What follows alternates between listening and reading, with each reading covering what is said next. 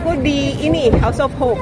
House of Hope ini yayasan yang dimana kita kayak memberikan pendidikan, memberikan grooming, memberikan nantinya kalau anak-anak yang sudah cukup usianya kita salurkan untuk masuk ke marketplace. Jadi ini yayasan yang untuk anak-anak dengan IBK, individu berkebutuhan khusus. Jadi nggak anak-anak aja. Jadi sampai range usianya ada yang sampai 28 tahun ada di kita. Oke, kenapa interest untuk di yayasan sendiri? Dan itu interest karena balik lagi ke edukasi saya. Edukasi saya kan waktu itu masternya Early Childhood Education for Kids with Special Needs. Jadi ya in a way balik ke passion aku yang sempat tertunda 17 tahun lamanya. Ya, berarti ini memang duniamu dapat akhirnya. Yes, balik ke situ. Base-nya di mana? Di Jakarta atau di Bali? Di Bandung. Tapi semoga kalau semuanya berjalan lancar bisa buka cabang di Jakarta. Gimana sih Kak, mungkin berbagi dong kisah in charge ke di yayasan ini seperti apa sih mungkin? Aku kebetulan berpartnernya, aku in charge di bagian wellness. Jadi wellness karena aku kan suka yang namanya sport, suka aktif, suka gerak. Jadi aku mau memastikan anak-anak ini nih bergerak. Because mereka sangat-sangat kurang disupport untuk bergerak aktif. Karena menurut aku kalau kita aja deh orang normal butuh ya bergerak, butuh olahraga supaya metabolismenya bagus, peredaran darah bagus, oksigen bagus. Jadi pada saat mereka kerja juga bagus, moodnya nggak up and down, mereka lebih bisa fokus dan mereka jauh dari penyakit. Karena kebanyakan ya, nggak semua anak-anak yang IBK-nya tuh Down syndrome, mereka tendensinya obes. Karena mereka ya selain mereka memang agak terbatas ya untuk bisa bergerakan susah dan nggak disupport gitu loh sama sekelilingnya untuk ayo kamu gerak supaya badannya nggak sampai obes. Kalau udah obes kan nantinya bisa masalah yang lain lah, diabetes, penyakit darah tinggi atau hormonal stuff lainnya.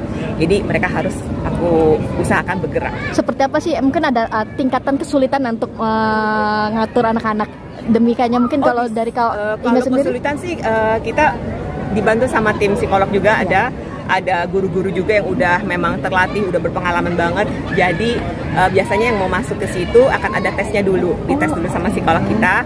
Terus nanti kalau mereka udah mencapai usia boleh kerja 18 tahun itu kita bantu salurin.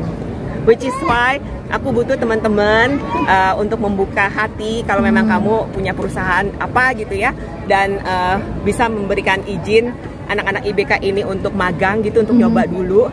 Jadi yang kita salurkan pun juga ini pasti udah ready, udah siap untuk ke marketplace. Because sometimes people udah punya stigma sendiri, udah punya wall sendiri, nggak mau kasih kesempatan padahal mereka bisa.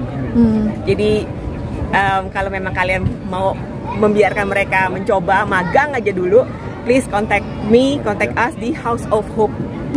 Kayaknya mungkin kan ada beberapa tempat yang akhirnya mempekerjakan anak-anak demikian. Gimana sih lo dengan anak-anak yang masih dikasih kesempatan? Kerja beda banget. Setelah 1-2 bulan mereka kerja, self confidence nya jadi ngeboost banget. Mereka jadi yang tadinya mungkin awalnya kalau ketemu orang masih yang nunduk, masih malu, masih gimana gitu ya. Pas udah bekerja, mereka tahu mereka bisa earn their own money, mereka ketemu sama orang-orang normal dan bisa bergaul, dikasih kepercayaan mereka, jadi kalau jalan udah bisa negor, udah mau nyapa duluan, jadi it's really good.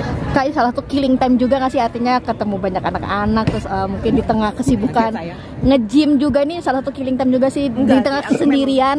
Aku memang di situ, kerja di situ, aku bagian in charge di wellness programnya gitu, jadi nggak killing time, memang itu passion. Salah satu memang. Iya, jadi aku bolak-balik ke Bandung and then help with the Hopecast. Jadi kita punya podcast tapi namanya Hopecast.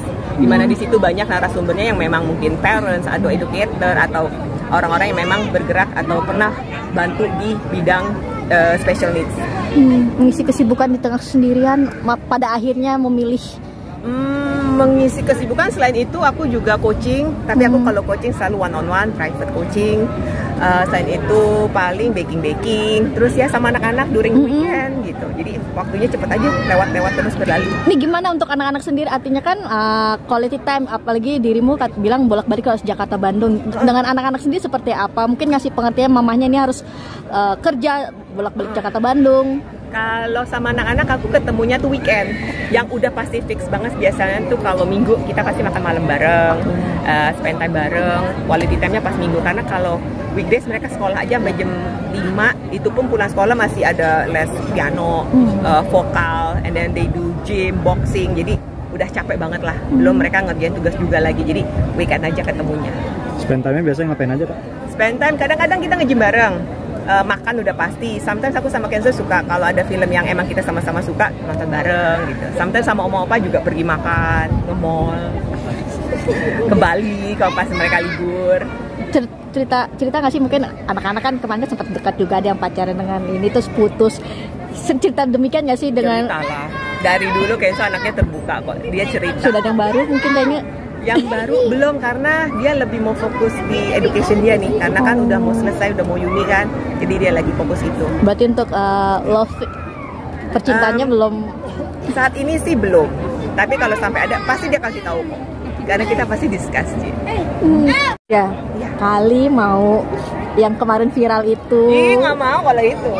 Mungkin gimana? Nanti jadi panjang. Mungkin banyak yang nge-DM, banyak yang ngetek-ngetekin, apalagi fans-fans ya di sosial media pasti banyak banget yang ini. Terganggu nggak sih? Enggak. Karena yang nge-DM aku mostly orangnya baik-baik, kasih support, doain aku, harus sabar, harus bahagia, bahwa aku udah melakukan yang benar, aku udah di jalur yang benar, jadi mereka baik-baik sih. Nggak, maksudnya agak kecewa nggak sih?